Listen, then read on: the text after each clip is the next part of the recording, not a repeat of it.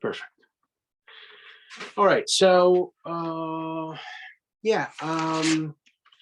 So for the binomial distribution or binomial probabilities, guys, I think we discussed what's the characteristics of a binomial experiment, and I think I was trying to explain the formula how to compute the probability probability distribution or the binomial probability. Anyway, so before that, I think we need to do some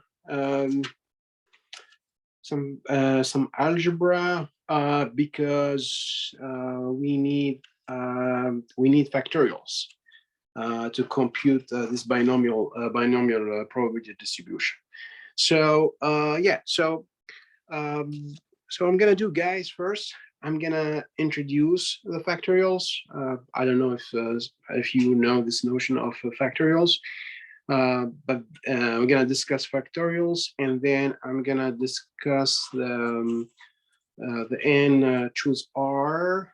Okay, and then I'm gonna show you I'm gonna explain the formula for the binomial probability. All right, so we're gonna start with the factorials first.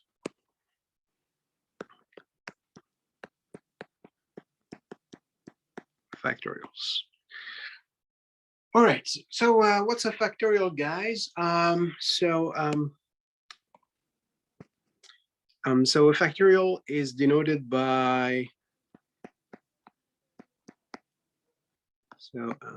factorial is denoted by n, and then you have like exclamation point. So this is or n factorial. So this is what I call n factorial. So this is n factorial. Okay, and what's n factorial? Well, n factorial, it's just the product. So we multiply 1 by 2 by 3 by 4, etc. Then the last number would be in this product would be n. Okay. N. So for example, if you say 5 factorial, 5 factorial would be like 1 times 2 times 3 times 4 times 5. Okay, which is equal to, I guess, so this is 20 times 6, that's 120. Okay. For example, another example, 4 factorial. So 4 factorial, there'll be 1. You always start with 1. Okay, you're supposed to start with 1, and then the last number. So you multiply, of course, 1 by 2, etc. But then the last number here is supposed to be 4, right? Because it's 4 factorial. So then the last number is supposed to be 4. So we go so 1 times 2 times 3, and then the last number, of course. So we have to stop at 4 because it's a 4 factorial. So we have to stop at 4, right? So this is equal to, 1 times 2, that's 2, times 3, that's 6, 6 times 4, of course, will be 24. All right, etc. So of course, if you have 1 factorial, well, 2 factorial would be just 1 times 2, right? The last number it's 2, so we have to stop at 2, right? So that's equal to 2. 1 factorial, well, the first number, of course, is 1, but then you have to stop at 1. So it's just equal to 1, right? So 1 factorial is just 1. And then by convention, guys, if you have 0 factorial, that's equal to actually 1. Okay. So 0 factorial, this is like a convention. It's equal to 1, right? Because you have to start. You have to start at 1, right? So that's why 0 factorial is actually 1. All right. So that's what I mean by the n factorial.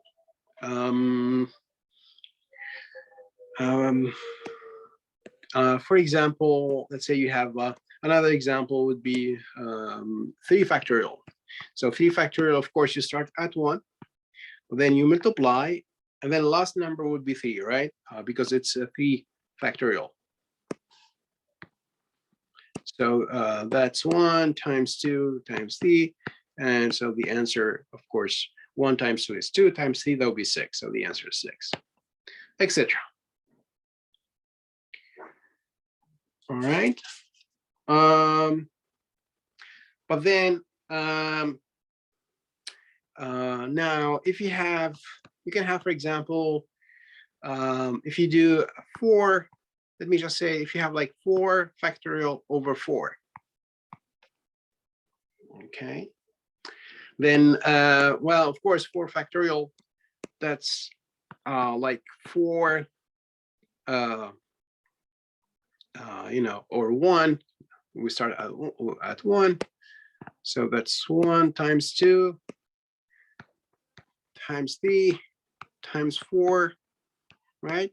So we stop at 4 because it's a 4 factorial, right? It's this is a 4 factorial, so we have to stop at 4, right? Over 4. So this whole thing here over 4, right? So we said 4 factorial. So the top here, the numerator here is 1 times 2 times 3. That's 6. 6 times 4 is it's 24, right? Over 4. So you can see so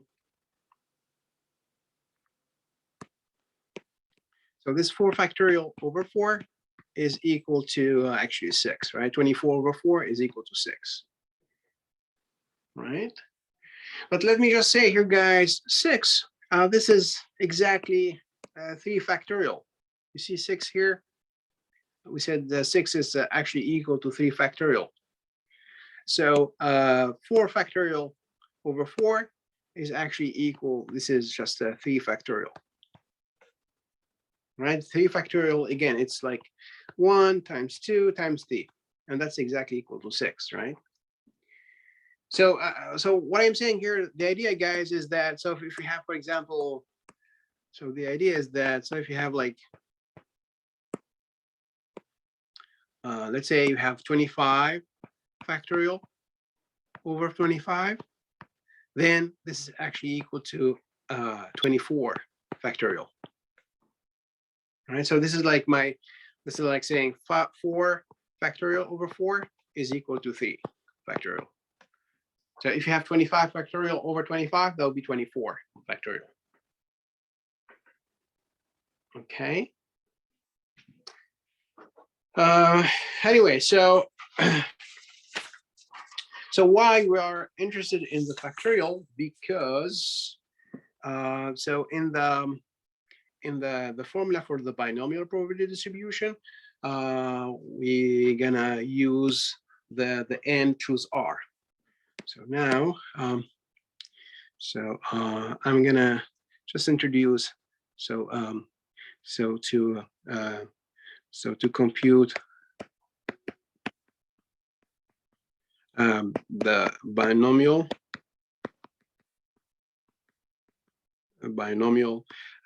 distribution or probability, we need, so we're gonna need the n choose R. Okay. So what's this n choose R?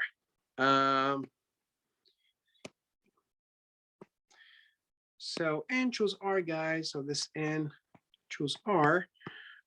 This is the number of a number of ways to choose R elements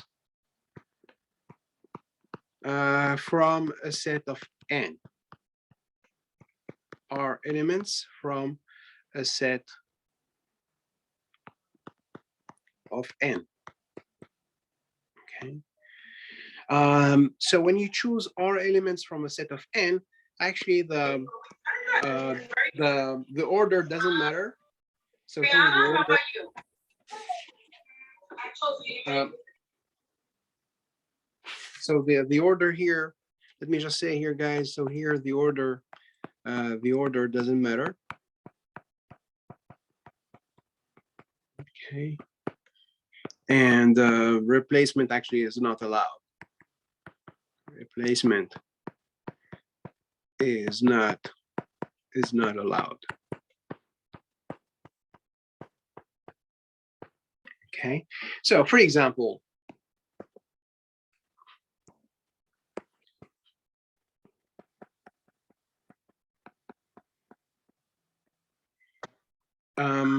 good afternoon. Sorry, Professor Lee. hi, Rafaela. So for example, example one. This is example one.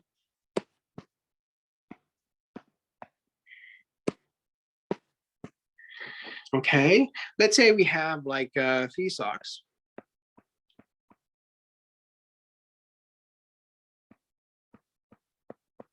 Okay, let's say I have 1 green sock,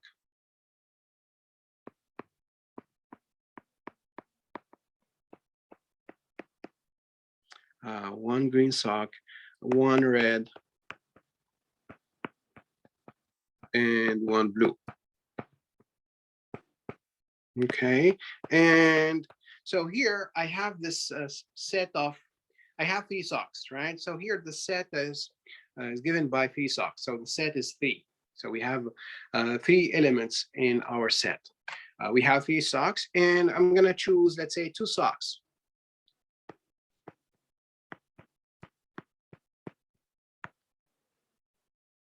So we're gonna choose 2 socks.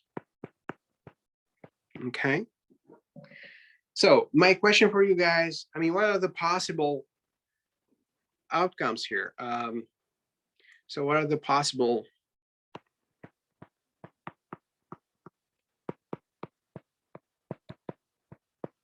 socks we can choose here?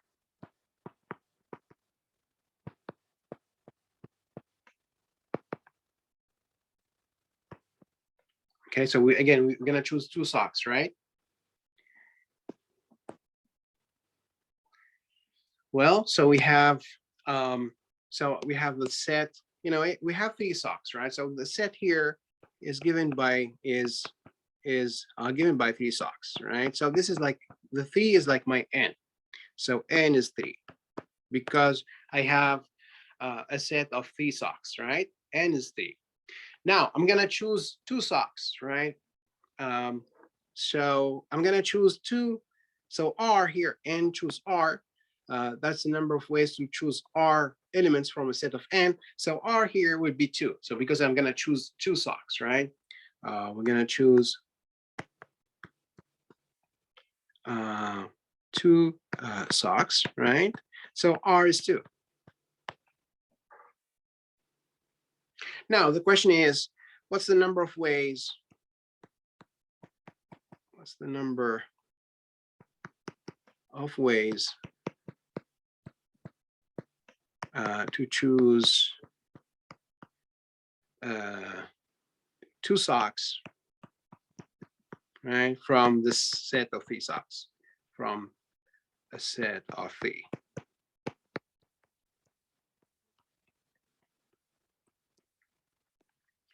Right, so because we have 1 green, 1 red, and 1 blue, so we can choose, for example, 1 green and 1 red, right? So 1 green and 1 red, right? That's the first, this is the first possible combination, right? This is my first possible combination. Now, second possible combination would be, so this is my first way. This is like this is my first combination, or first way, first combination, or first way, let's say, to choose 2, right? 2 socks from the 3. Well, another possible combination would be to choose, let's say, 1 green and 1 blue, right? So 1 green plus 1 blue. So as I said, the order here doesn't matter, guys. I mean, 1 red plus 1 green, or 1 green plus 1 red is the same thing, right? So 1 blue. So this is like this is this second possible combination, right? This is like second way, or second possible combination, right? And then there's a third possible combination, right? That would be 1 red and 1 blue. So the 1 red, the third possible combination would be 1 red plus 1 blue. So this is the third possible combination. And so in total, how many possible combinations we have, or how many ways to choose 2 socks of the 3 socks? There are 3, right? There are like 3 possible, 3 possible combinations, or 3 possible ways to choose 2 socks from this set of 3 socks, right? So in total,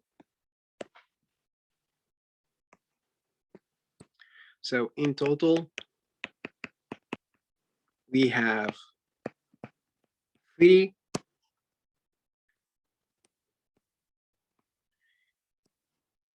possible, or 3 possible ways or combinations, right?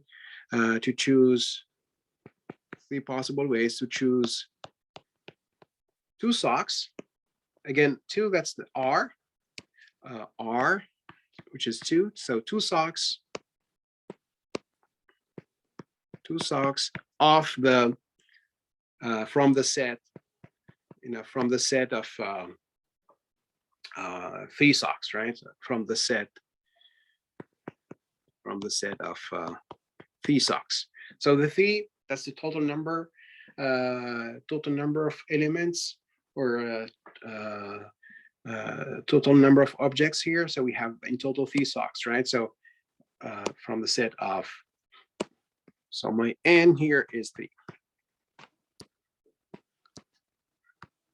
socks.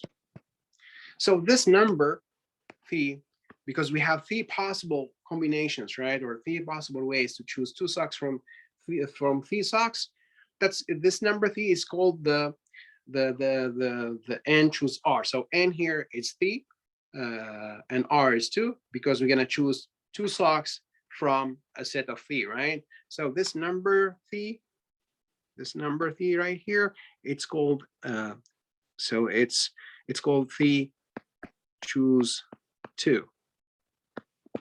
Okay, so n is 3 and R is 2.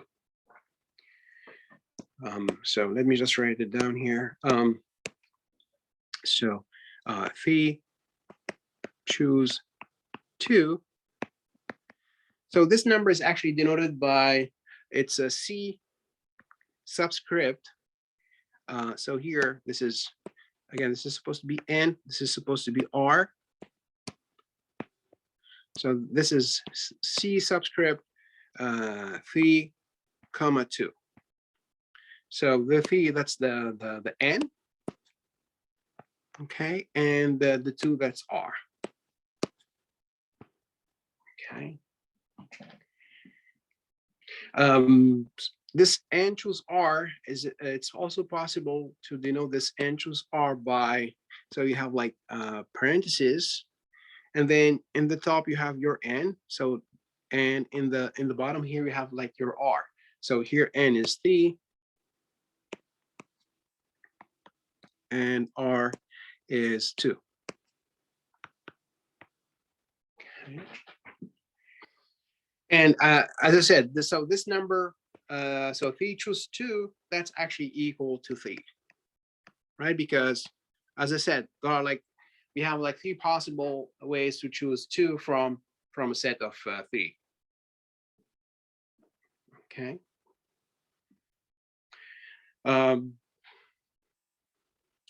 Another example number 2.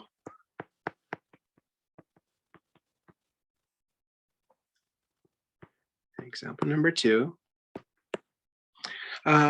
So let's say, so we have,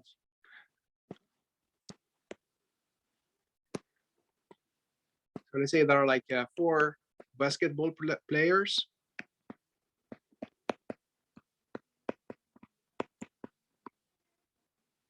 Okay. I don't know. Let's say David. There is John, for example. Matthew. Okay, and last basketball player. Let's say what else? For example, Carlos. Okay. So we have 4 basketball players, right? And now I'm gonna choose, let's say, 2 players from this set of 4 players, right? So let's choose 2 players. Okay, I'm gonna choose 2 players from this set of 4, from the set of 4. Set of 4 players, right? Let's say they're gonna play these 2 players. They're gonna be in my team, for example. So the question now is, so how many? The question is how many?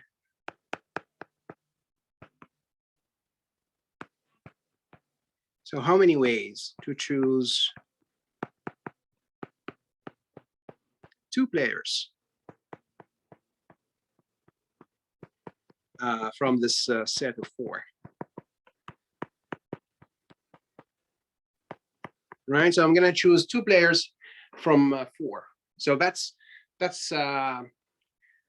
so that's what I call 4 choose 2, right? So I'm gonna choose 2 from this set of 4 players, right? So let's see how many ways. Well, of course, you can choose, for example, so first possible combination would be, let's say, David plus John, David plus Matthew, David plus Carlos, and then you can choose John and Matthew, or John and Carlos, right? And the last possible combination would be Matthew and Carlos, right?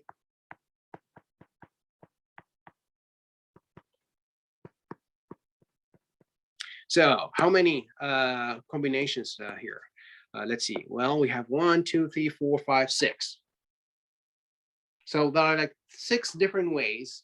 There are like 6 different ways to choose 2 players from the set of 4. Right. So there are 6 different ways. 6 different ways to choose. And again, as I said, the order here doesn't matter, guys. I mean, if you choose David and then John, or you choose John and then David, it's the same thing. So the order here, it doesn't matter. So there are 6 different, what I'm saying, yes, 6 different combinations, or 6 different ways to choose 2 players. So the 2 would be my R.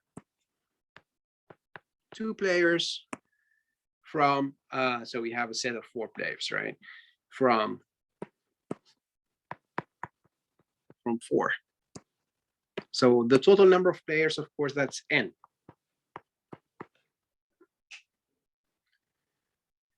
Does this make sense to you guys? You see why I have like 6 different ways, right? To choose 2 from the 4 players, right? So this number 6, So 6 is called 4 choose 2, right? So this is, so 6, this is actually what I call, so this is what I call 4 choose 2.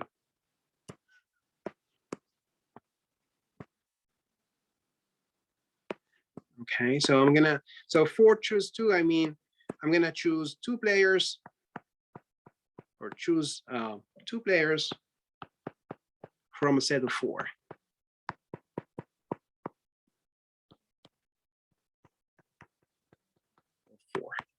Okay, so when you say 4 choose 2, it means I'm gonna choose 2 from this set of 4.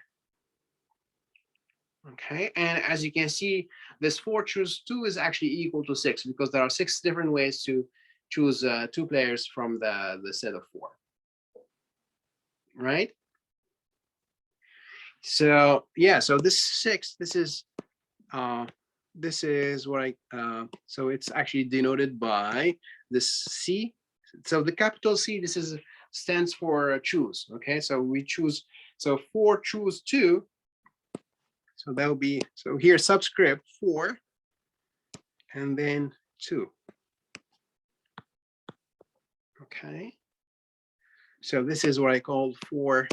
Again, this is 4 choose, the capital C stands for choose, right? 4 choose 2.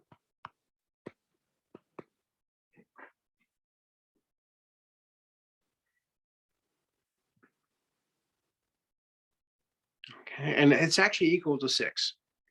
Now you may ask, what's the relation between this, you know, n choose r? So again, the 4, that's like my n, and this is like 4 is like n, and 2, that's like my r. Okay, so you may ask, what's the relation between this n choose r and the factorials? Well, the relation is given by the following formula. So we have the following formula for the n choose r.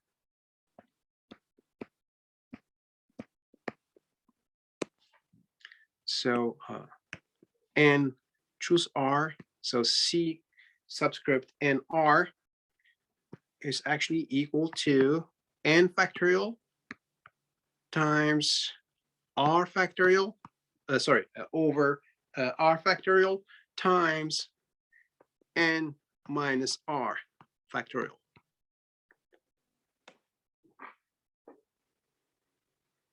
Okay, so for example, let's compute this 4 choose 2, right? We said 4 choose 2 is supposed to be equal to 6, right? We said like there are 6 different ways to choose 2 players from a set of 4, right?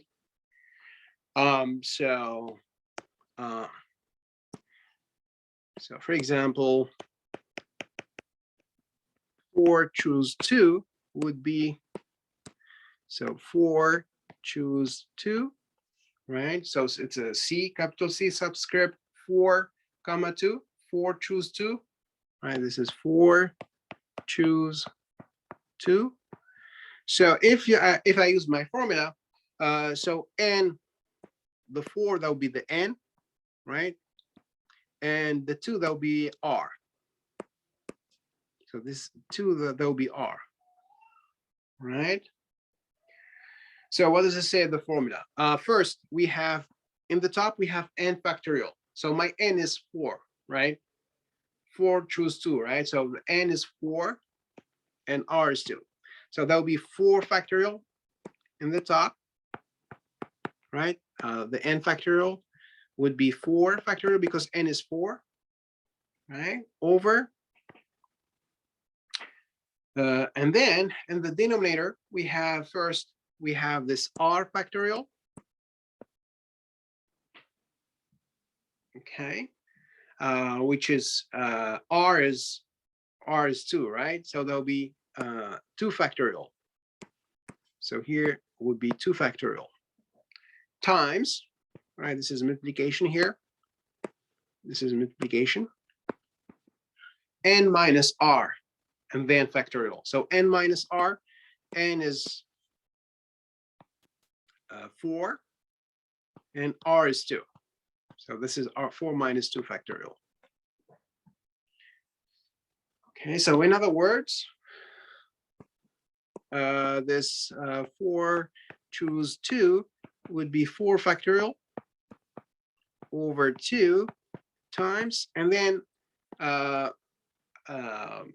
this is like we apply PEMDAS rule, so we need to do the parentheses before the factorial is just it's a multiplication, right?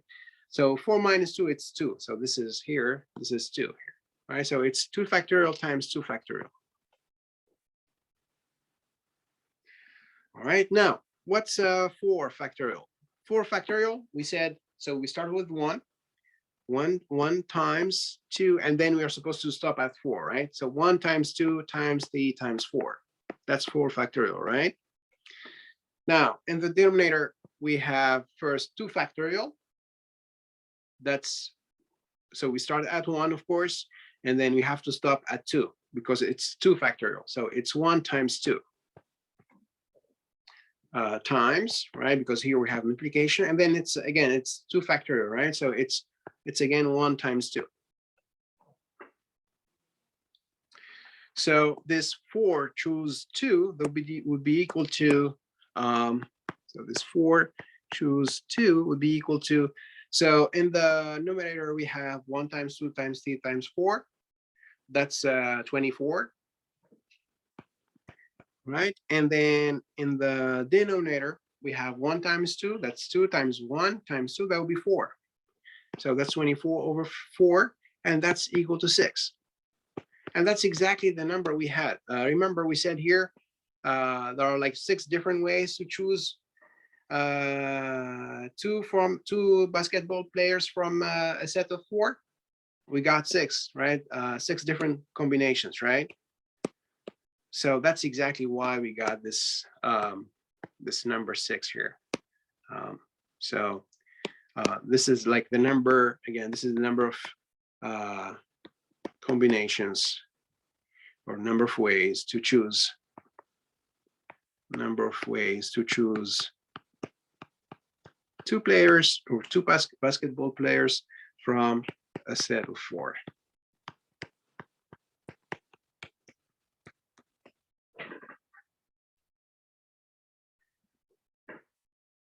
Okay.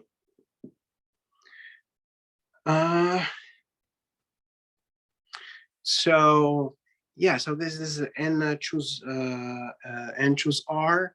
Well, you know what? Let's practice a little bit. But anyway, I mean, we're gonna use a calculator to compute this n choose r.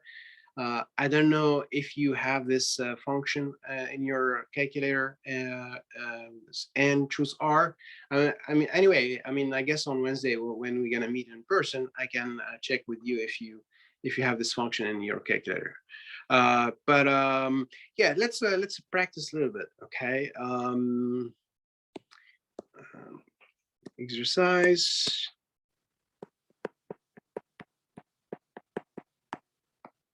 Okay. So let's compute the following without the calculator. Okay, so let's compute the following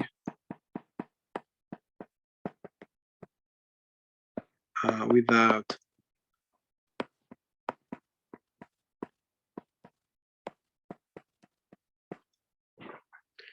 the calculator.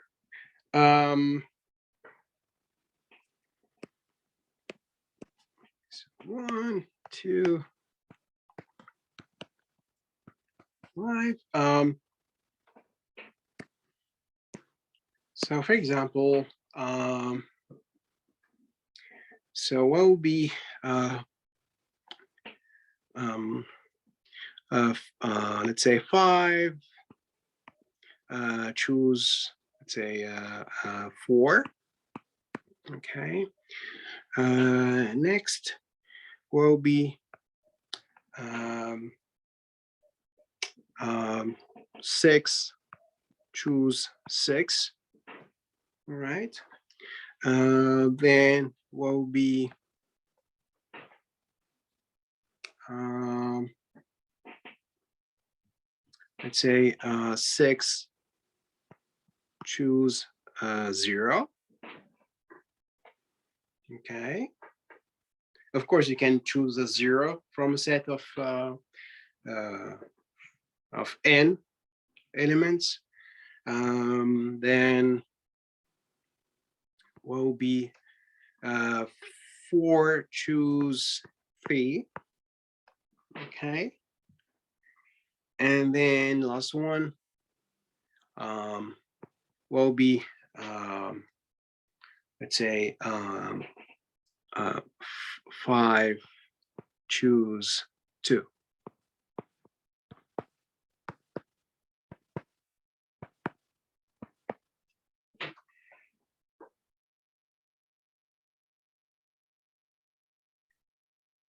Okay, so I'm going to give you a couple of minutes, guys, to think about this.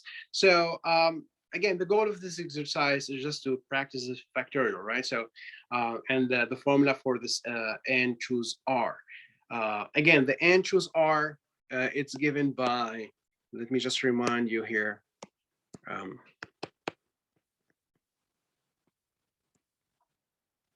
So n choose r. So this is equal to the n factorial over r factorial times n minus r factorial. So this is my n choose r. So again, this is the n choose r.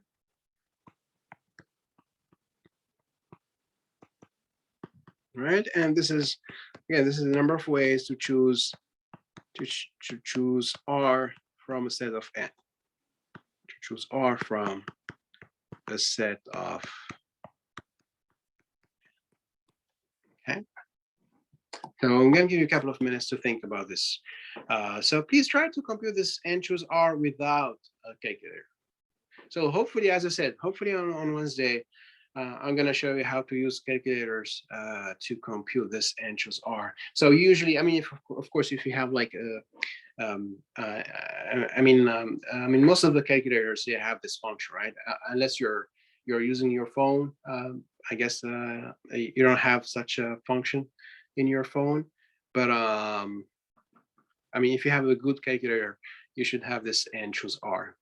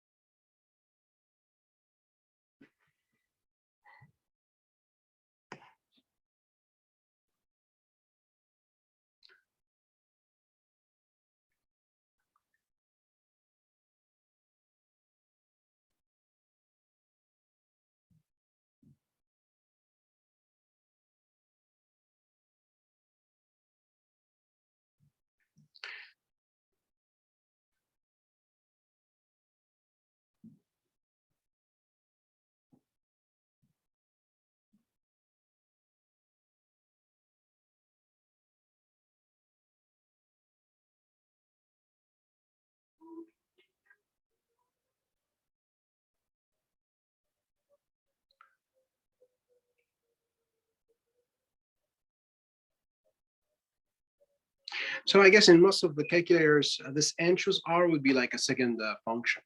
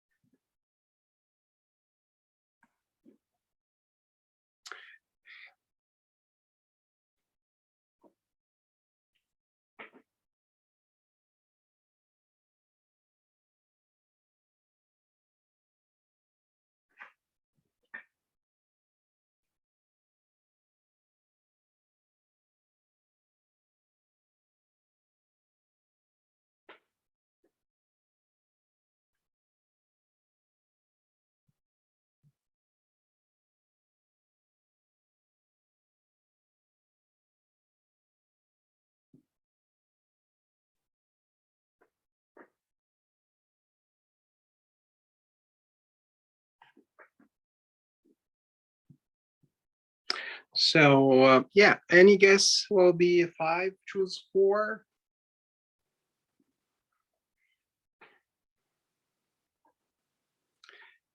Five. Thank you, Amy. Yeah, absolutely. It's going to be equal to 5. Let me just say, so this, so for this 5, choose 4.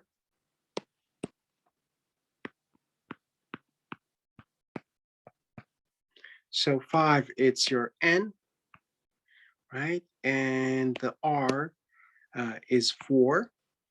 Okay. So here in the formula, guys, so n is 5, right? And r is r is 4. So yeah, so then that will be 5 factorial over, because n is 5 and r is 4, so that will be 4 factorial times n minus r. So n minus r, that's 5 minus 4 factorial. And again, guys, you need to do the parentheses first, right? So like here, 5 minus 4, parentheses, factorial. So first you subtract the 5 minus 4, right? So this is equal to 5 factorial over the 4 factorial times, as I said, 5 minus 4, that will be 1. So times 1 factorial.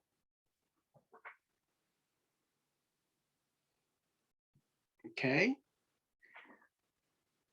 So far, so good. All right. So then what's 5 factorial? 5 factorial. So you start with 1 and you multiply. So multiply by 2, etc. But then you have to stop at 5, right? So then times 2, times 3, times 4, and then times 5. So you have to stop at 5.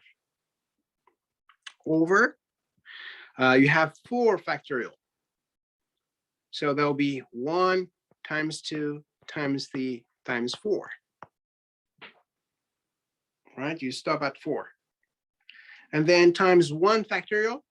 So you start at 1 and you have to stop at 1. So it's just 1, right?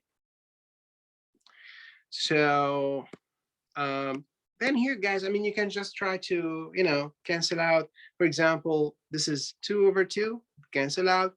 This is like 3 over 3, cancel out. This is like 4 over 4, it cancel out, right? And then, of course, 1 is just 1, right? 1 over 1 is just 1. So, I mean, the answer here, as Amy said, is going to be 5.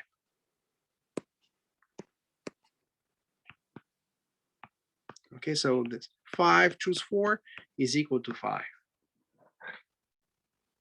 Let me just say, guys, here. I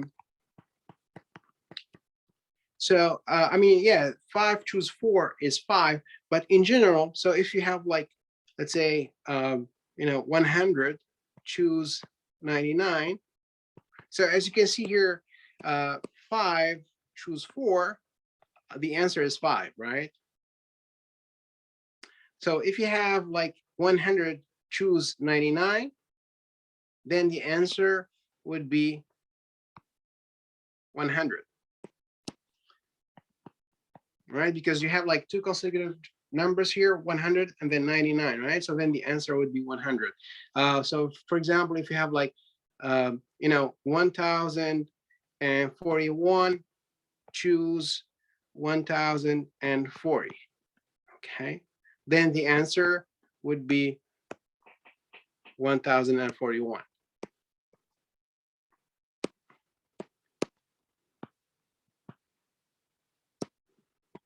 So that would be 1041.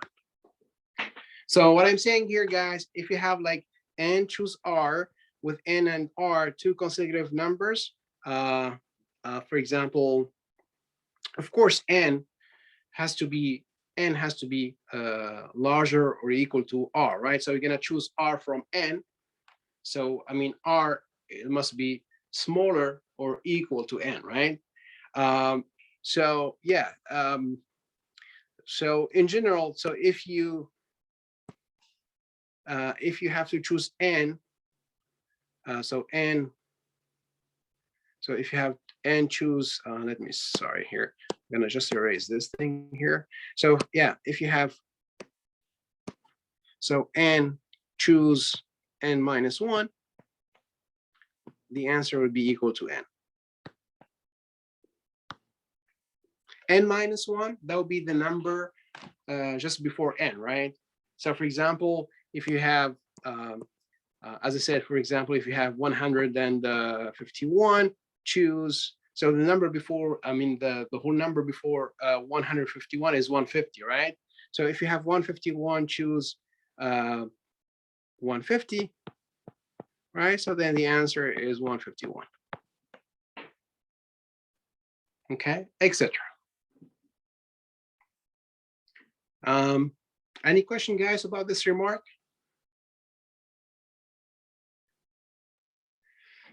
All right. Now next, yeah, you have 6, choose 6, right?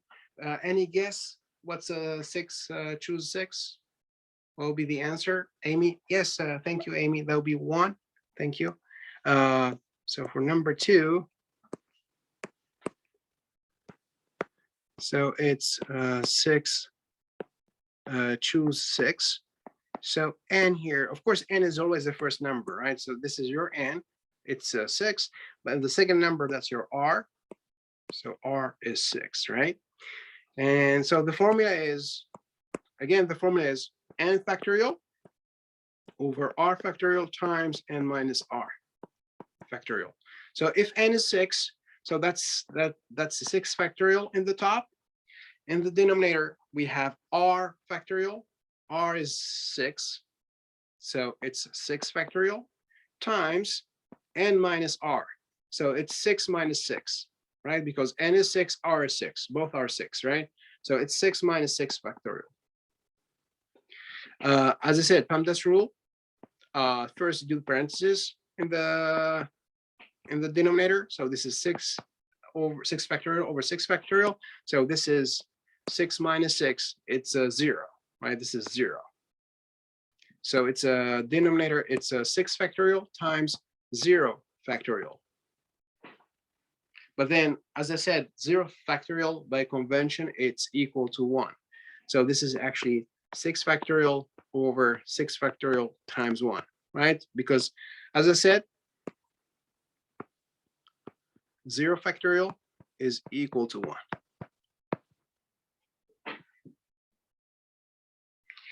All right, so yeah, 6 factorial over 6 factorial. 6 factorial is like 1 times 2 times 3, and then you have to stop at 6 because it's a 6 factorial. In the denominator, it's also 6 factorial, right? Times 1. But then, as I said, guys, you can just cancel out.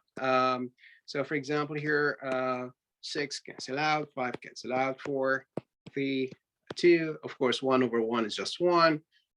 So it's just 1 over 1. And so the answer, as Amy said, it would be 1. But let me just say, guys, and this is, again, another remark. So if you have n, choose n. So in general, so if you have n, choose n. So n and r are equal, right? N choose n, this is always equal to 1. Okay, so like, again, it's like in our example, we had 6 choose 6, right? So it's 1. So if you have like 10,000 choose 10,000, that will be equal to 1. Okay, so if n and r are the same, so it's going to be 1. And that makes sense because, you're going to choose 10,000, you're going to choose, let's say, 10,000 basketball players from a set of 10,000. Well, there's only one way to choose 10,000 from a set of 10,000, right? You have to pick all of them. That's the only way to choose 10,000 from a set of 10,000, right? You have to pick all the basketball players. You have to pick all the 10,000 players, right? There's only one way to choose n from n. For example, you have a set of 3 socks. You're gonna choose 3 socks. Well, there's only one way to choose 3 socks out of 3, right? Yeah. Anyway, so yes. All right. So yeah, n choose n. This is always equal to 1. Next, we have 6 choose 0. Any guess? Probably Amy, you got 1, and that's absolutely correct. Of course, you're right. So so number 3. So 6 choose 0. So 6 choose 0 means I'm gonna choose like 0 elements, or this is 0 players from a set of 6. Well, if you're gonna choose 0 from a set of 6, there is only one way to choose 0 from a set of 6, right? Well, you don't choose anyone. That's the only way to choose 0, right? I mean, it's like it's kind of tautological, but anyway. So yeah. So, but if you use the formula now, 6 is supposed to be your n, the 0 is supposed to be your r, and our formula is, again, it's n factorial over r factorial times of course n minus r factorial. So that'll be n is 6, right? Your n is 6, and r is 0. So r is 0, right? So that will be 6 factorial in the top over 0 factorial times 6 minus 0 factorial. So again, the parentheses first. Before you do anything else, do the parentheses. So this is 0 factorial, 6 minus 0. It's a 6. This is 0 factorial. It's not 0, right? It's different. If you had 0 times 6 factorial, 0 times any number would be 0. But this is 0 factorial. And as I said, 0 factorial is equal to 1. Right? So this is 6 factorial over 1 times 6 factorial, which is 6 factorial would be like 1 times 2, etc. And then you stop at 6 over 1 times, and then 6 factorial. So that's like 1, 2 times 3, 4, 5, and then 6. And then you can cancel out the 6, the 5, the 4, the 3, the 2, right? And then it's just 1 over 1. So the answer would be 1.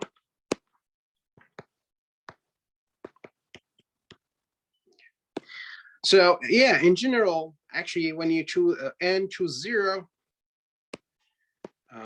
so in general, n choose 0, this is always equal to 1.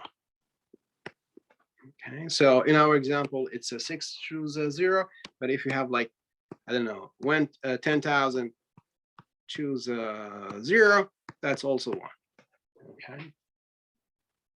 Again, that's because there's only one way to choose 0 elements from a set of n. All right.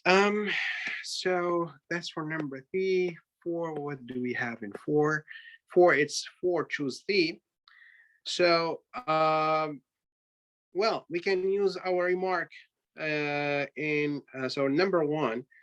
In number 1, we said 5 choose 4 is actually equal to 5, right? And in general, so if you have n choose n minus 1, n minus 1, this is just the the number just before n, right? So that's always equal to n. So in our case, it's 4 choose 3.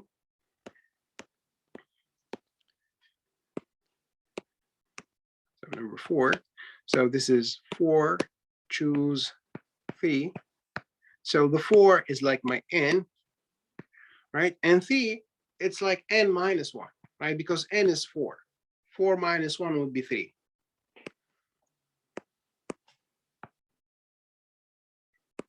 Right? So if n is 4, n minus 1 would be 3. The number just before 4, the whole number before 4 is 3, right? That's my n minus 1. So as I said, this is always equal to, so the answer would be n. So the answer here is actually 4. It's always n. Okay, so if you have, again, if you have n, choose n minus 1, that's always equal to n. Right, and the last one, number 5, it's 5, choose 2. Any guess for 5, choose 2? 10, yeah, very good, Amy, thank you. So 5, choose 2.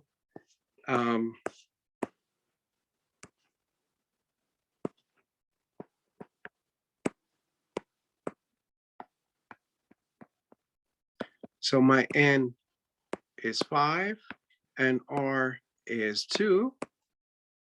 So this is n choose r, of course, so 5 choose 2. So it's n factorial, n is 5, over r factorial, that's 2 factorial, times n minus r factorial. So this is 5 minus 2 factorial. Okay, so that's 5 choose 2, that's 5 factorial. As I said, just do the parentheses first. So that's 2 factorial. So here, parentheses, we have 5 minus 2, that's 3. So times 3 factorial. 5 factorial, the top, that's 1 times 2 times 3, 4, 5. The denominator, first, we have 2 factorial. So that's 1 times 2. And then times, this is 3 factorial. So this is 1 times 2 times 3. Okay, so let's see if we can cancel something here. Well, for example, here 3 over 3, it cancels out. There is 2 over 2, it cancels out. But then we are left with like, so that will be 4 times 5 in the top, that's 20, over, well, it's 1 times 2 times 1, that's, of course, that's equal to 2. So the answer, as Amy said, is 10. So 5 choose 2 is 10. I'm gonna go up a little bit. Yeah, sure, Juliana.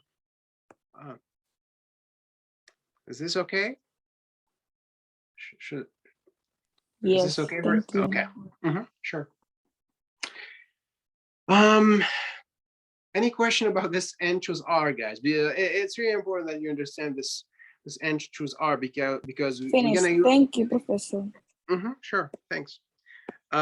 Because so we're gonna use this to compute our binomial probabilities. Okay.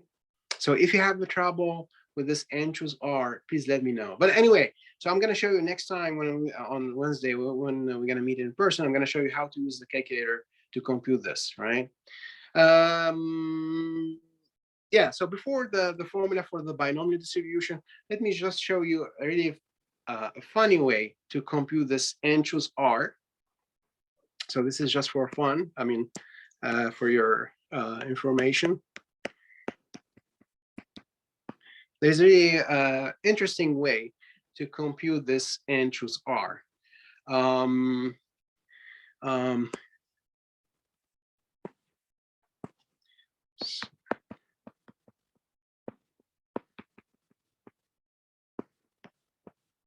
To compute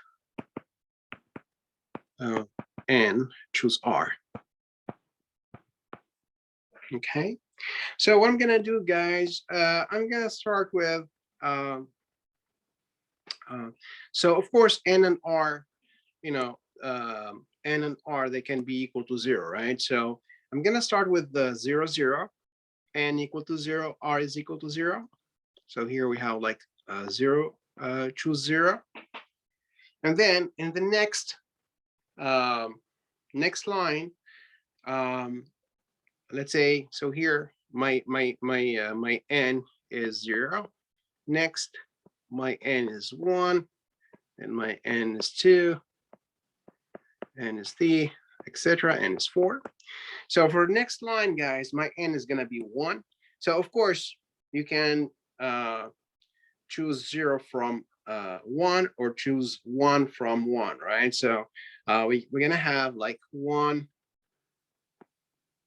choose 0, and then here 1, choose 1. All right. So this is 1, choose 1. And then next line, n is 2, right? I'm gonna probably put this on the other side. So here is like, this is like n0. This is like n is 0. This is like n is 1.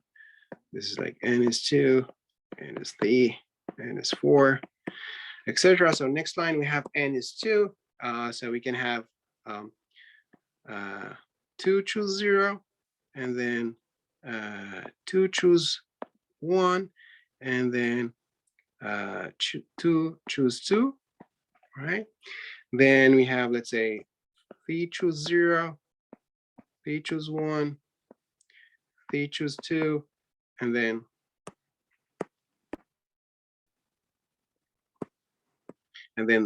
3, choose 3. Okay, and then 4, choose 0. Here 4, choose 1. This is 4, choose 2, for example. 4, choose 3. This is 4, choose 4, etc. Anyway, my point here is like we have like a sort of triangle. As you can see, guys, here we have like a sort of triangle. So here, you know, your R is 0. So here, like R, you know, is 0. Here is like your R is 1. You know, here is like your R is 2. Here is like your R is 3, etc. And this is like R is equal to 4. Anyway, so we have like a triangle now. So we're gonna start from the top. So 0, choose 0. I mean, 0, choose 0 is just because 0 factorial is 1. 0, choose 0 is 1, right? Now, what I'm gonna do, so then 1, so here, imagine, so this is your 0, choose 0, right? Now, next to the 0 to choose 0, let's say you have like, here, just think of this space as like just zeros, right? You have zeros here. Anyway, so then here, if you do like 1 plus 0, that would be 1, right? And here, 1 plus 0, well, that would be 1, right? And again, here, the rest of the line, it's just, you think of them as just zeros. Yes. I'm sorry, I don't see the line number 4. Number 4, like this one? Yes, thank you. The 4, choose 4, okay. Yeah. Yeah, so here, I mean, you have like just a bunch of zeros. This is just zeros, right? So 0 plus 1, as I said here, 0 plus 1, it's 1. 1 plus 0, of course, that would be 1. Then what I'm going to do next, guys, I'm going to repeat the same thing. So I'm going to add, so here, this is like 1 plus 0.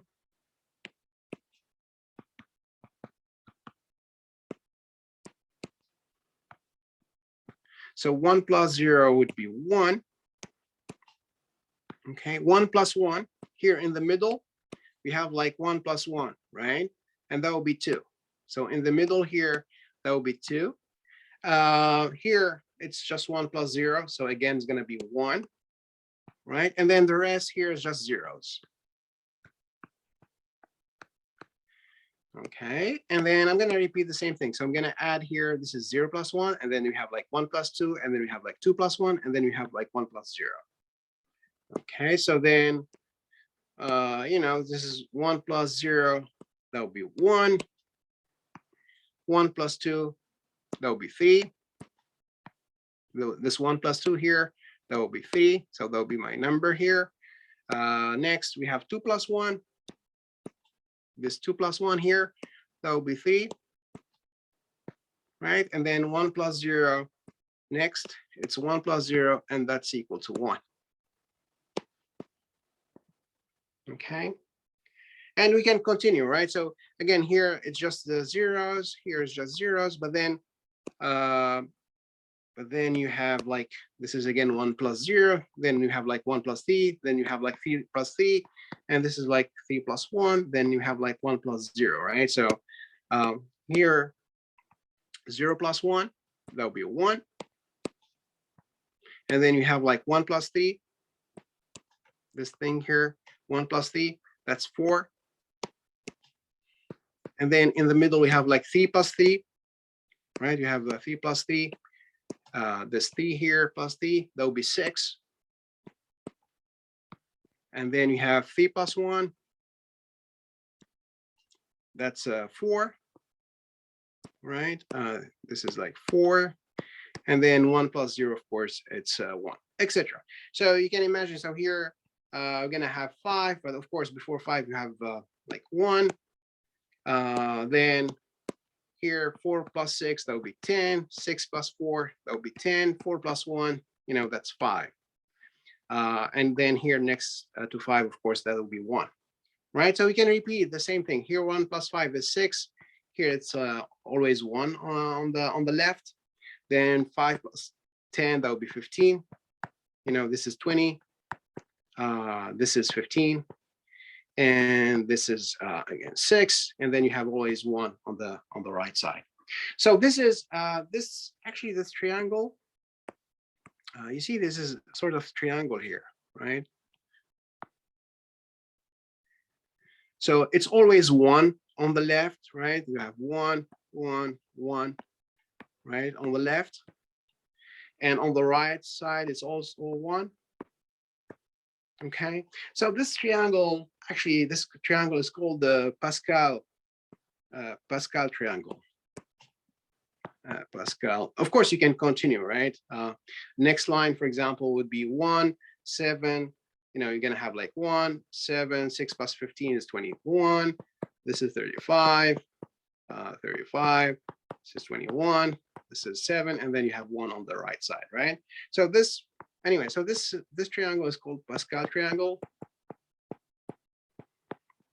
And yeah, Pascal, he's a French French mathematician. But so these numbers represent actually the n choose r. So for example,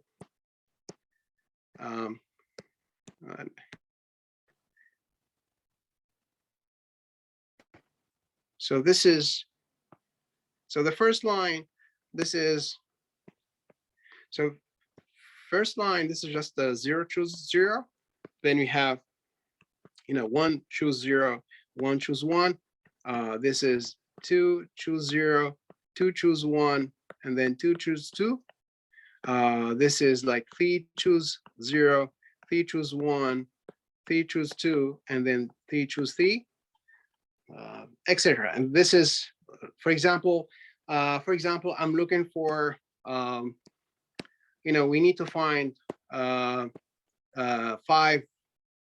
let's say 5 choose 2, right? So 5 choose choose 2. So we need to find, let's say 5 choose 2. So I'm gonna get 5 choose 2 from this triangle. So here the n is 0. Here n is, you know, 1. Here n is 2. This is n is, you know, 3, 4, and then here n is 5. Okay. Now, so the first number, this is 5 choose 0. This is 5 choose 1, and this is 5 choose 2. So 5 choose 2 would be 10. Right, and that's exactly what we got here, right? We said 5 choose 2 is 10, right? Right, 5 choose 2 is 10.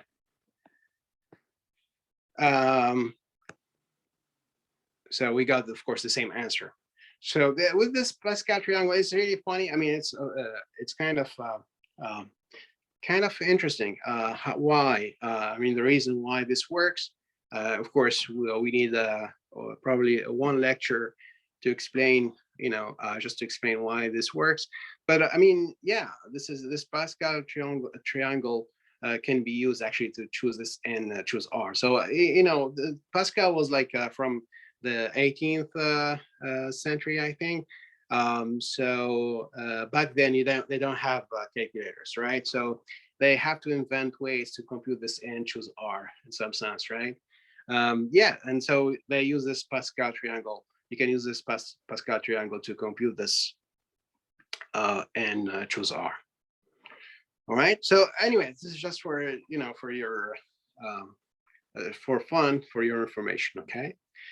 All right.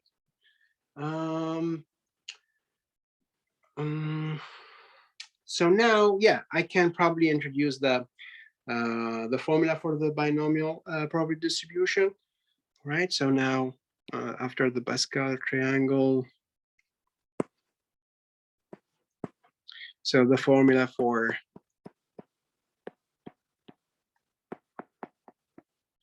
a binomial distribution.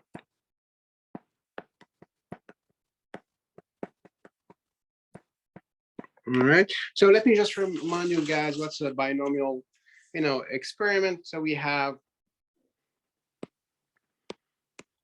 So in a binomial experiment, of course, there are only two outcomes of interest, right?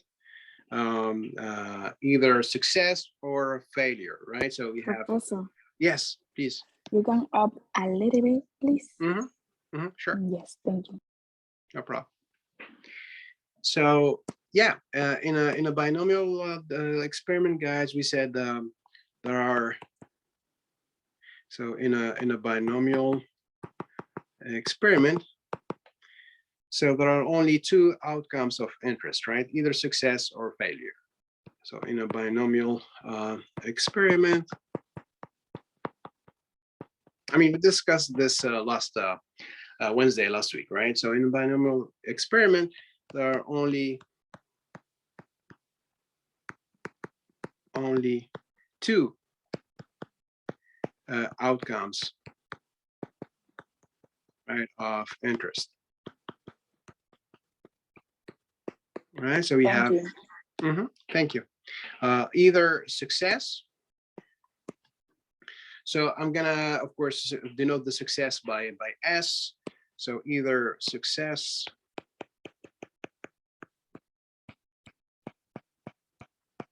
all right, denoted by S, capital S, all right, or failure.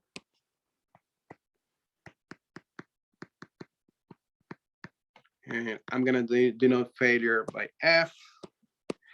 Now, we said there is a fixed number of trials denoted by N.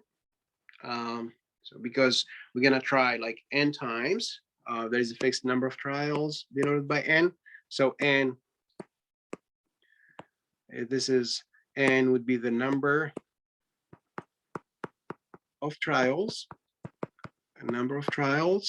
right? And then we denoted the probability of success by P, right? We said the P. So we said P would be the probability of success, probability of the event S. So this is probability of success.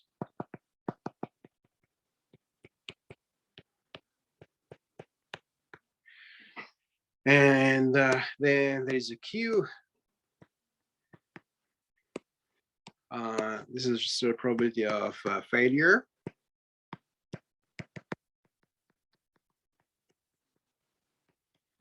Right? And then we said there's a relation between P and Q, right? We said P plus Q, I mean, either you succeed or you fail, right? So it's, so the probability of success plus the probability of failure would be equal to 1, right? So because either you succeed or you fail, right? So it's, so P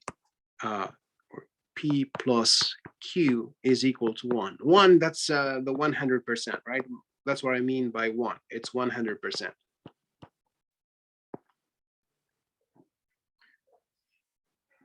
All right? And the goal, of course, guys, is we need to compute. So what's the probability of R successes out of N trials? So I'm gonna try N times, right? And we are looking for, so the goal, of course, so what we want to do is to compute the probability of R successes out of N trials. The probability of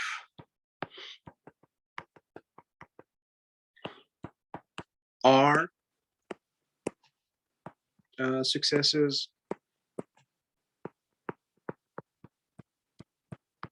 out of N trials.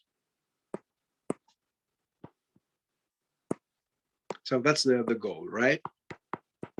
So we're gonna try N time and see how the probability of R successes out of N.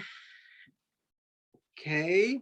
So yeah, so then yeah, I can probably give you the formula for, so the probability of R successes, is actually equal to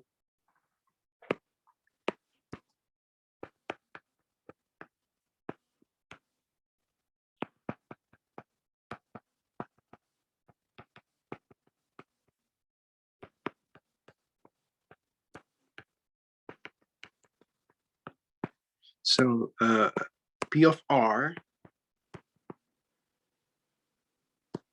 So this is the probability of R successes. So this is probability of R successes out of N trials. Okay, and this actually would be equal to N choose R, okay, times the probability of success, that's the P, right? So we need R successes, so that's P to the power R, okay? Because it's a probability of R successes, right? So probability of success is P, so that's P times P times P R times, so that's P to the power R, right? Times, of course, the other trials, we're gonna fail in the other trials, and that will be N minus R, so that's Q, probability of failure to the N minus R. So this is, yeah, this is the formula for the binomial probability or binomial distribution. So probability of R successes out of N, it's equal to N choose R times probability of success to the power R times the probability of failure to the power N minus R. Okay. So yeah, let's have a couple of examples, of course. We're gonna do a lot of examples, actually. I'm gonna try to practice a little bit. I think last week I tried to find, like, we have like 3 multiple choice questions. Each question has like 4 choices, etc. And we were trying to find the probability to get like 1 right answer, or I don't know, or 2 right answers, right, out of 3, etc. So let's try to compute this. So yeah, so first example 1.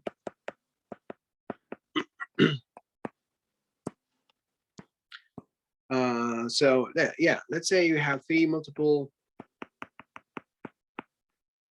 choice questions. Okay, so we have 3 questions, right? Multiple choice questions, and each question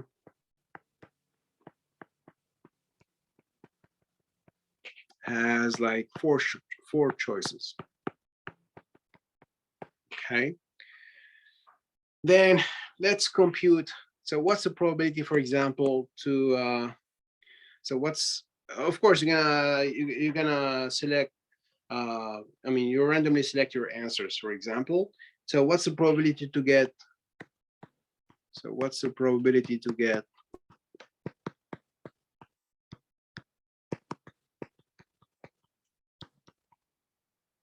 Let's say one right answer.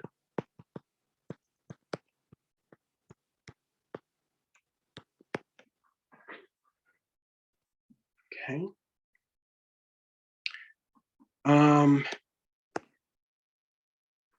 All right. So of course, when you answer a question, either you get the right answer or you get the wrong answer. So either you succeed or you're gonna fail, right? So it's like that's why this is a binomial experiment, right? Because when you answer a question, either you succeed or you fail. So there are like only two outcomes, two possible outcomes, right? Either success or failure. Right. So first, what's the number of trials here? So how many times we're gonna try to answer these questions? Well, we have, we have three multiple choice questions, right? So we have like three questions, and we're trying to get one right answer out of the three, right? So the number of trials here, n, I think we discussed this last time. So number of trials, we're gonna try three different questions. So the number of trials is 3, okay? Because we have 3 questions. Okay. Now we said the success, of course, is to get the right answer. That's the success.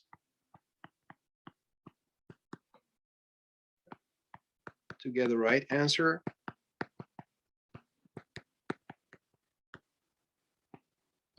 Right, and then of course a failure is when you have the wrong answer, right? To get the wrong answer.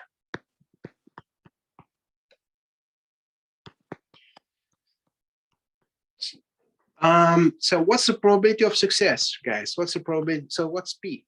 Probability of success. What's the probability that you get the right answer? And you answer one question. It's a multiple choice questions, right? So we have 4. Each question has 4 choices. So what's the probability to answer correctly the question if you have 4 choices? Any guess?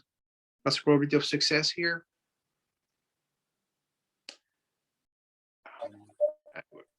We discussed this last time, right? So it's 1 out of 4, right? Because there's one correct answer out of 4, right? Out of 4 choices, there's one right correct choice, right? So this is 1 out of 4, which is of course 25%. That's the probability of success. Probability of failure, of course, Q.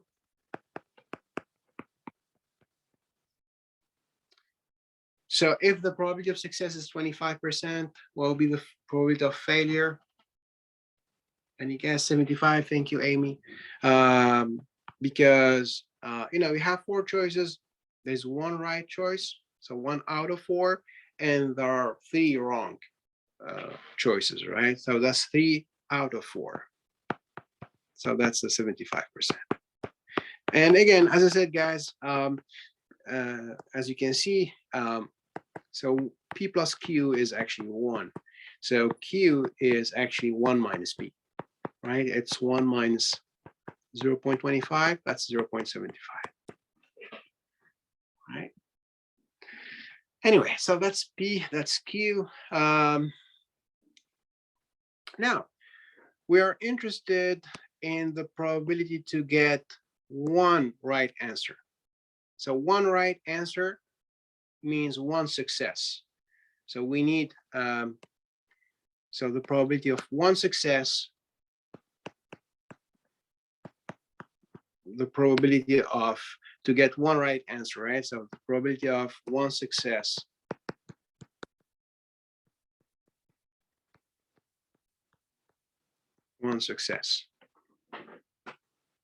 out of course, out of the 3 questions, right?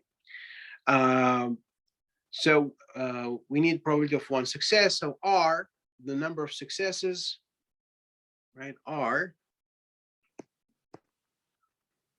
So then R, this is the number of successes because we need the probability of one success. So R would be equal to 1. Because again, we want to compute the probability to get one right answer. So one success. So R is 1.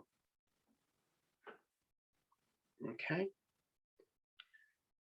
All right, so we have everything to compute this probability. So probability of to get one right answer. So this is the probability that R is equal to 1.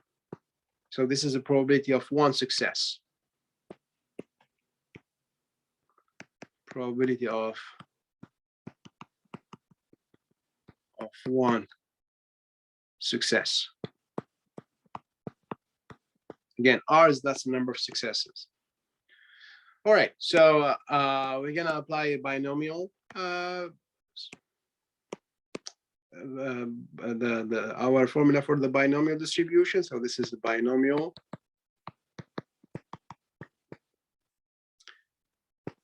formula. Right, so we said, P of R, that will be equal to, so to n choose R, right? Probability of success, P to the power R times probability of failure to the power n minus R, right? So n is 3, right? We said n is, that's the number of trials. So n is 3. Okay, n is 3. So that would be 3, choose R, R is 1. So 3 choose 1 times P to the R. R is 1 again, right? So this is 1, R is 1, right? Times Q n minus R. N is 3 minus R, so minus 1. Okay. So again, I'm applying this formula here, binomial, the binomial distribution formula. Okay, n is number of trials. We have 3 multiple choice questions, so n is 3. We are interested in probability of getting one success. So R, that's the number of successes. R is 1 here. So P, we said it's 25%. So this probability of one success would be equal to, again, 3 choose 1 times P, we said it's 25%, times Q. Q, this is 75%, right? Q is 75%, so 0.75. So 3 minus 1, that would be square. That would be 2, right? 3 minus 1, it's 2, so that's 0.75 square. Now, 3 choose 1, guys. I mean, I'm gonna show you again next time when we meet on Wednesday how to use a calculator to find this n choose R. But I mean, you can also use the just a formula with factorials. So this is like, n factorial over R factorial times n minus R factorial. Okay, 0.25 to the power 1 times 0.75 square. All right, so yeah, so this is actually equal to, 3 factorial, 1 times 2 times 3, 1 factorial is just 1, 3 minus 1 is 2, 2 factorial, it's 1 times 2, right?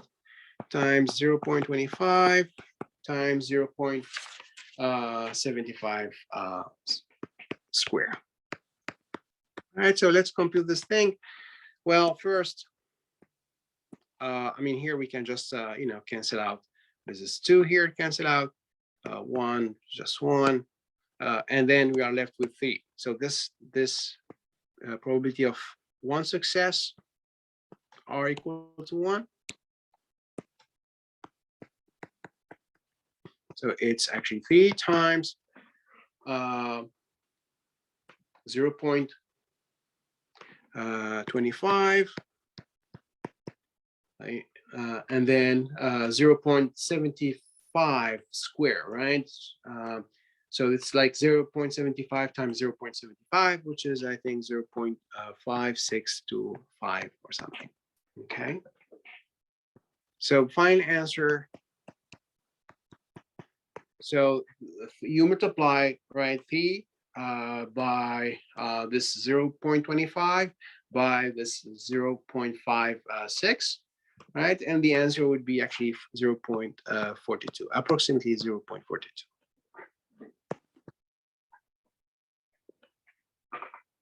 Okay, so what we are saying here, guys, the interpretation of this answer. So what does it mean, this answer or this number here? So we have like 42% chance .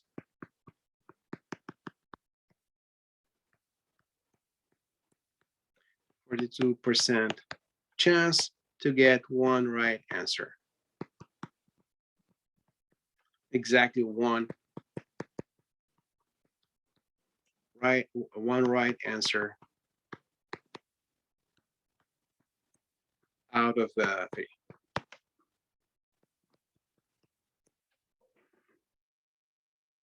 Okay.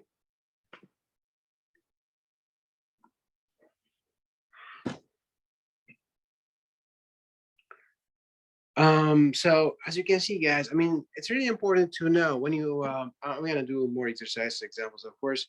It's really important to know exactly what's N, right? What's P, and what's Q, and what's R in a binomial experiment. All right, so let's have a couple of exercises. So exercise number 1. So I'm gonna give you some time to think about this exercise, and then I'm gonna go over it. Okay, so exercise 1.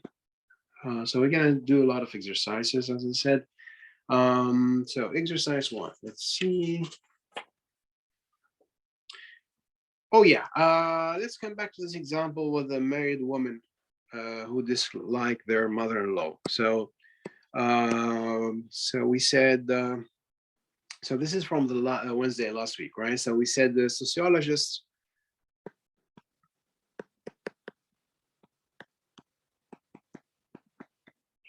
they say in their study, they say that I don't know if it's true. This is again from the textbook, that 90% of married women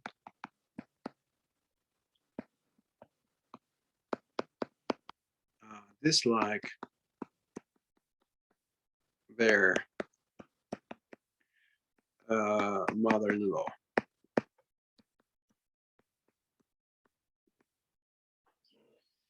Right. So now we have a group of 6 married women.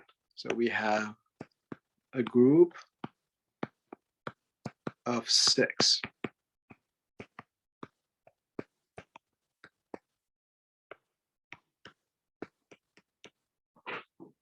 All right. So what's the probability that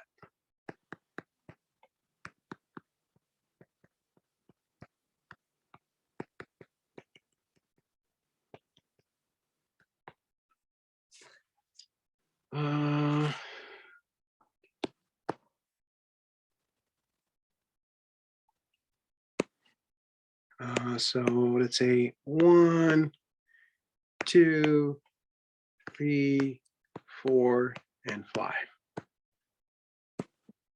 So first, so what's the probability that all of them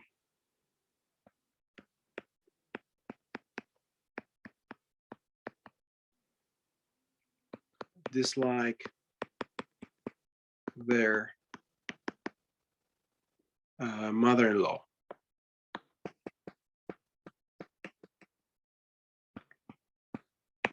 Okay, then none of them, what's the probability that none of them dislike their mother-in-law?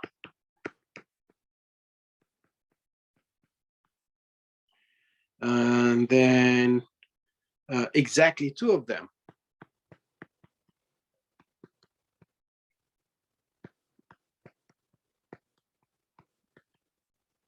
dislike their mother-in-law.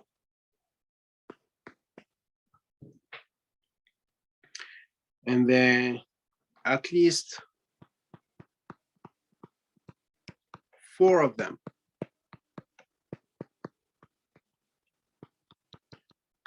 dislike their mother-in-law. And then finally, no more than 3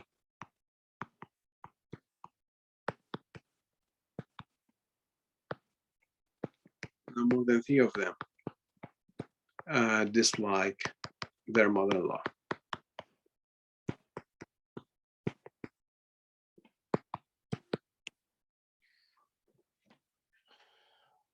All right, guys. So I'm gonna give you some time to think about this exercise. I would say first step, you need to find, so as a first step, step 1, you need to find the number of trials. So find N, find P, find Q. The probability of success will be a success here, will be a failure here. And then what's the probability of success? What's the probability of failure, right? That will be the step number 1. Then, yeah, and then once you have N, P, and Q, then of course you need R, but R is going to depend on the problem. So for example, R, the number of successes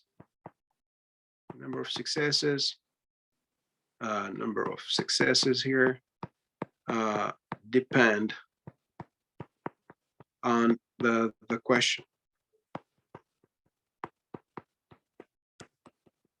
Okay, so for example, so number 1, for example, we say all of them dislike their mother-in-law. So the success here, let's say, is to dislike her, that the married woman dislike her mother-in-law. So if all of them dislike their mother-in-law, so then the number of success here would be, well, there are 6, it's a group of 6 married women, right? So if all of them dislike their mother-in-law, then the number of successes here would be 6, because it's all of them, right? Etc. So so here, number 1, for example, R would be 6.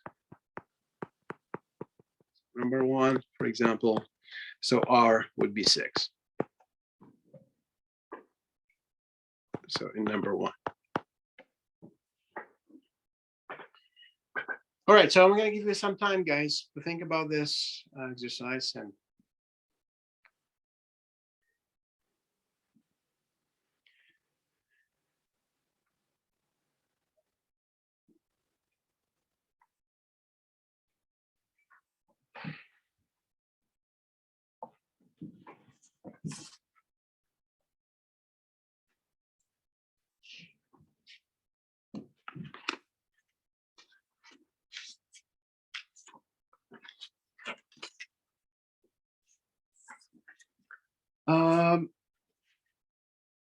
Amy, N is the number of trials. The 90%, that's a percentage of married women who dislike their mother-in-law, right? So the number of trials here, because we have a group of 6 married women, right? So it's like you're gonna try 6 times, and each time it's a group of 6. So so we're gonna try each time to see if the married woman dislike or not her mother-in-law, right? So the N here, it's actually 6. That's the number of trials. Because it's a group of 6 women, we're gonna try each time to see if the married woman dislike or not her mother-in-law.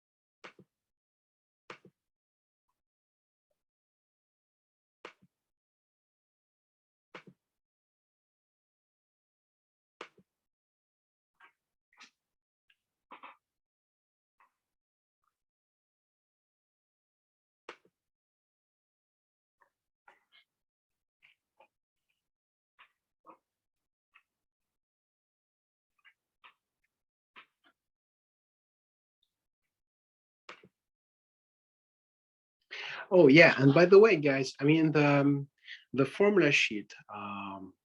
In the formula sheet, you have I think in the third page. Um, in the third page, there is this table number 2. So you have this binomial probability distribution. So you can use this table, to compute the probability of R successes out of N trials. But as I said, when we're gonna meet in person on Wednesday, I will show you actually this table in the formula sheet, and you can use it like in the test or in the final. It's very convenient, the table. So again, it's in the page 3 in the formula sheet. It's table number 2.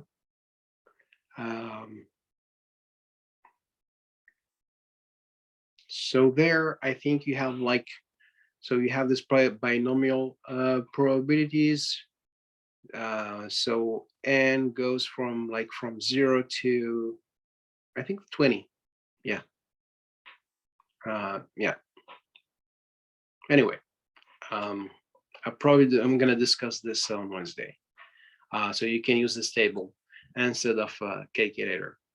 I think it's also very convenient. I mean, if you have trouble with the calculator, you can use this table.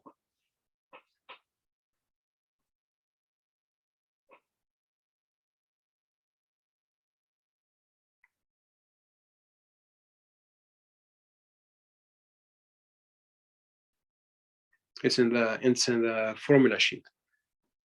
The third in the third page. It's actually in the third and the fourth page.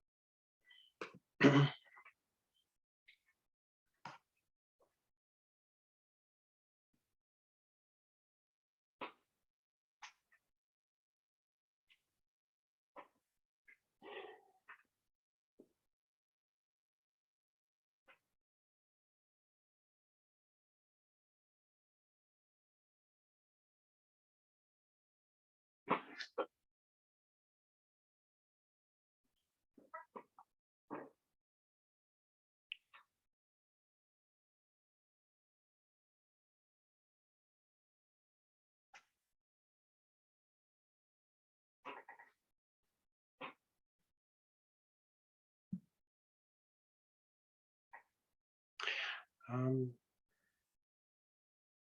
mean, if you have the trouble with this exercise, it's fine, because it's like the first real exercise we have in this section. So, I mean, it's normal if you have a trouble with this exercise.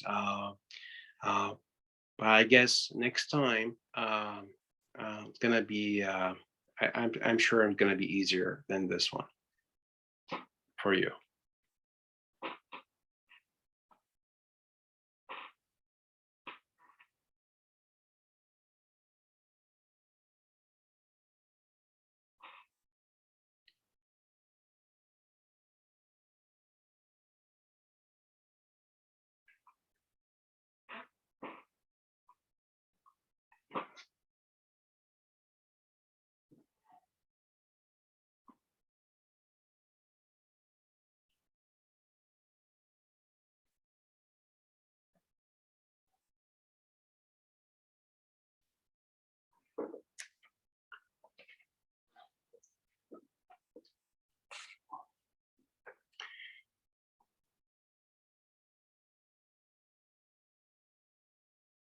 So yeah, the plan on Wednesday, guys, we're gonna do more exercises using this, of course, this binomial distribution formula, right? And then we're gonna discuss the mean and the standard deviation of a binomial distribution, right? So, for example, here I can add one more question. So, for example, so if you have, let's say, so you have so you have this group of 6 married women. What's the expected number of married women who dislike their mother-in-law, like in this group of 6? Or you take a different group, like you have a group of 10. Let's say you have a group of 10 married women. What's the expected number of married women who dislike their mother-in-law in a group of 10, for example, right? Expected number, again, that's exactly the mean, right? So yeah, so next time Wednesday, as I said, we're gonna do more exercises. Then we're gonna discuss the mean, the expected number of your the value of x, expected number, the mean, and then the standard deviation. And then we can also discuss like the graph of binomial distribution, right? So this is like, the graph for probability distribution. We can also graph binomial distribution. Oh yeah, I'm gonna explain this first, of course. I'm gonna just yeah, sure, Juliana. How much time left? Yeah, 15 minutes. Okay, probably, yeah, I'm gonna need 15 minutes to go over this.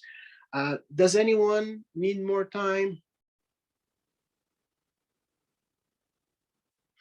All right, so you know what? I'm gonna go over this, explain this, and then, as I said, next time I'm gonna do more.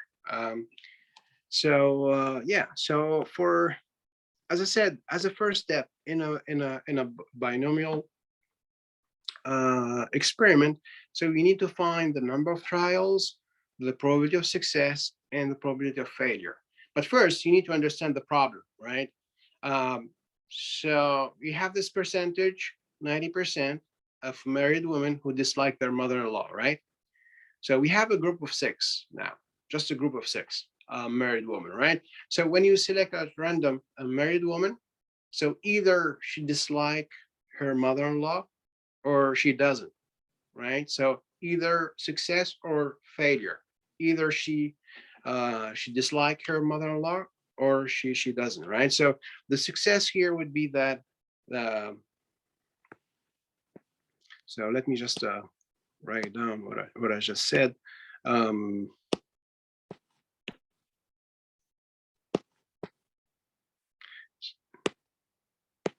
So as a first step,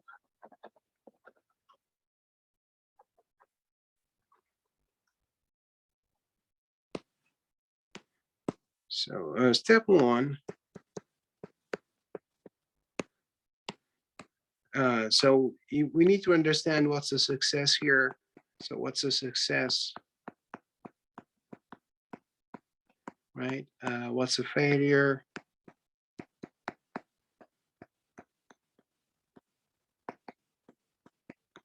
What's N, P, and Q? N, that's the number of trials. P, probability of success, and Q is the probability of failure. So as I said, yeah, we have 90% of married women who dislike their mother-in-law. Okay, that's cool. Now we have a group of 6. You have 6 married women, and you're gonna select at random, let's say, a married woman, and then so a married woman, either she dislike her mother-in-law, so that will be a success.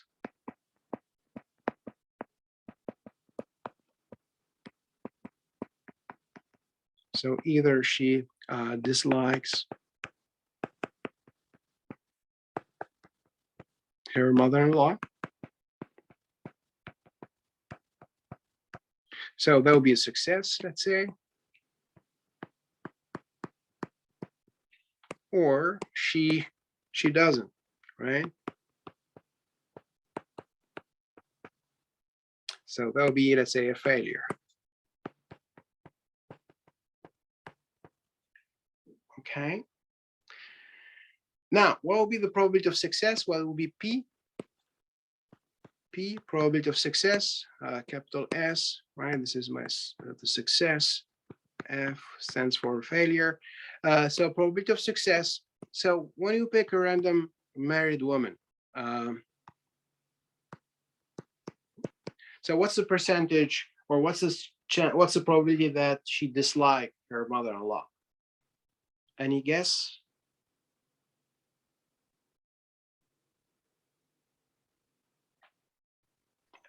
90%, absolutely. There's 90% chance that the married woman disliked her mother-in-law.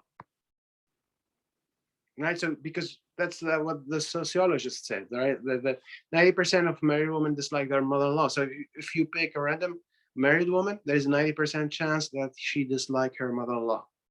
Absolutely. Now, that's the probability of success.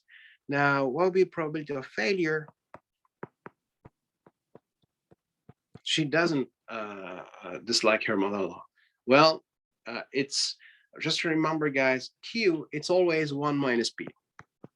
Okay, so it's 1 minus, of course, 90%, this is like 0.90.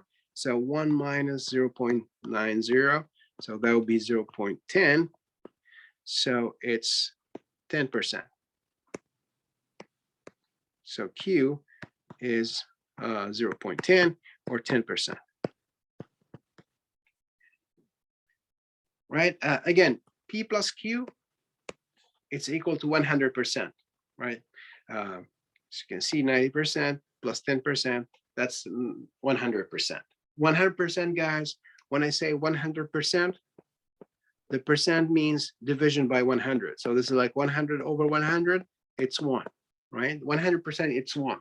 It's the same thing as 1. All right, all right, that's cool. So we have P, we have Q. Now, what's the number of trials?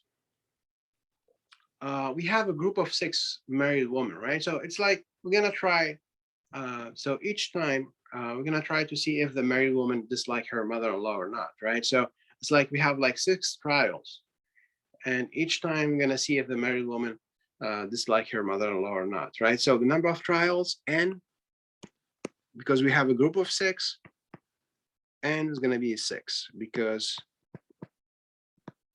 we have a group of 6 women, married women.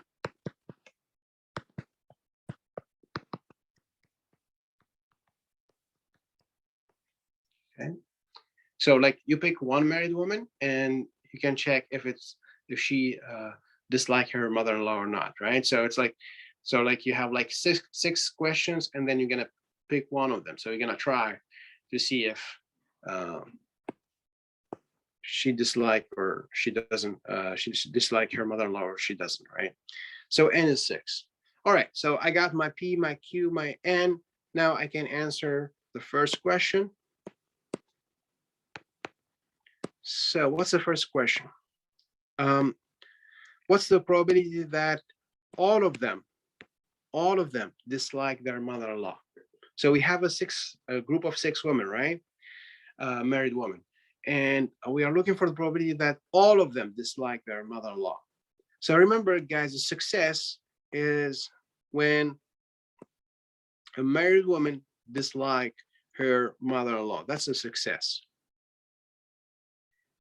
So what's the probability that all of them dislike their mother-in-law? So the number of successes we are looking for here is, any guess? If you need all of them to dislike their mother-in-law. So what will be the number of successes here? 6, absolutely, Amy. So the number of successes here would be 6 because we have a group of 6 women, married women. So so all of them, so there'll be 6 successes.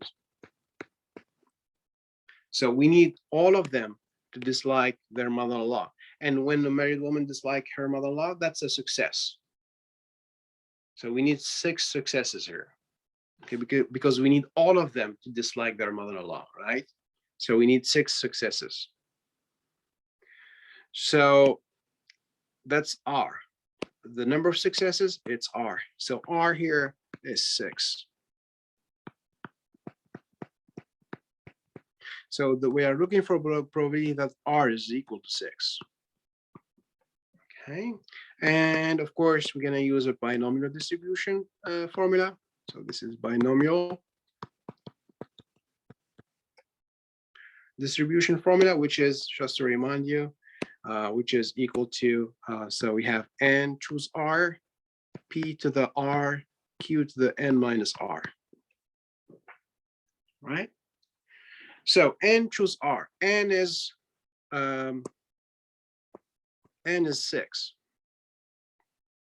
So that's 6, choose r. R is, in this question, is 6. So it's a 6, choose 6, right? N is 6 because we have a group of 6 women. Number of successes in this problem is 6. So R is 6. So 6, choose 6. And then P, that's the probability of success. That's the 90% or 0.90. So times P, so that's 0.90 to the power R,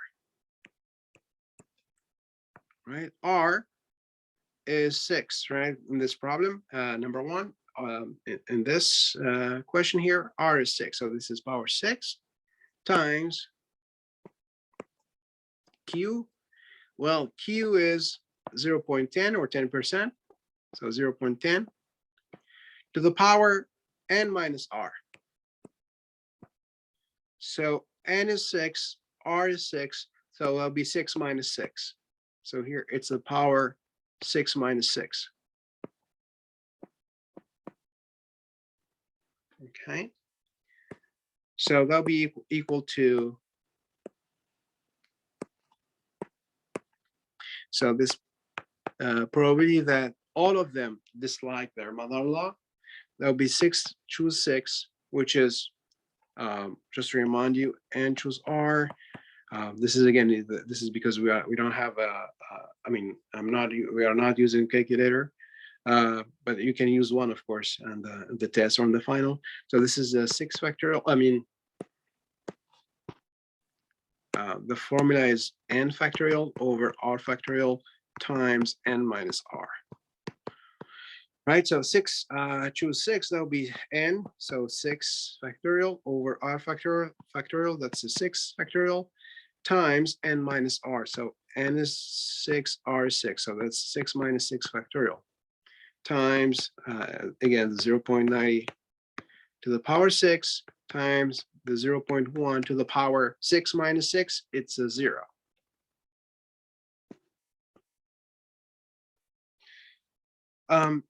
Just to remind you guys, any non-zero number power 0 is 1. Okay, so so if you have, just to remind you here, so if you have x to the power 0, non-zero number power 0, that's equal to 1. So anyway, so in our case here, this probability that r is 6 would be equal to, so 6 factorial, that's like 1 times 2, etc., times 4, 5, and then 6 over 6 factorial.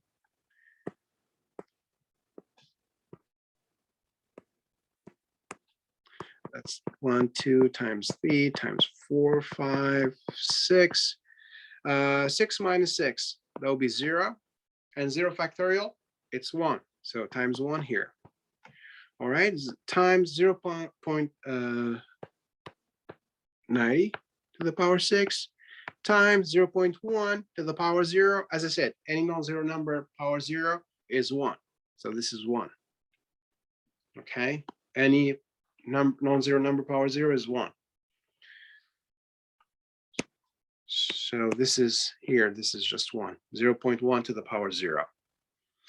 Now the factorial, let's just simplify this thing here. So 6 over 6, 4, 3, 2, 2, and it's just 1 over 1, which is of course 1.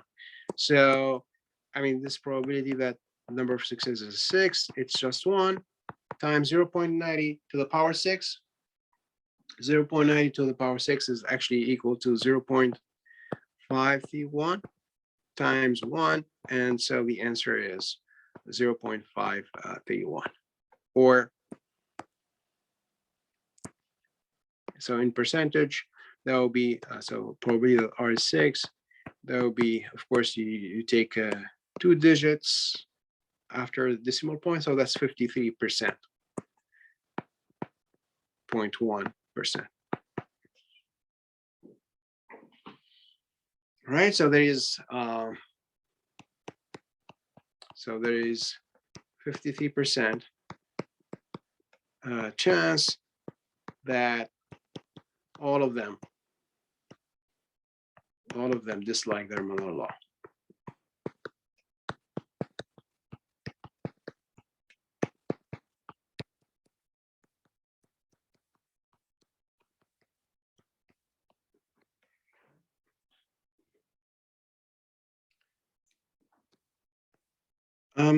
Any question, guys? Of course, this is just number one. Of course, here, I mean, because I'm giving all the details, that's why it seems like it's kind of long, but I'm just, because I'm giving all the details. But anyway, so I'm gonna continue this, of course, on Wednesday. We're gonna do more exercises, then discuss the mean and standard deviation of binomial distribution, and then probably we're gonna be done with this section.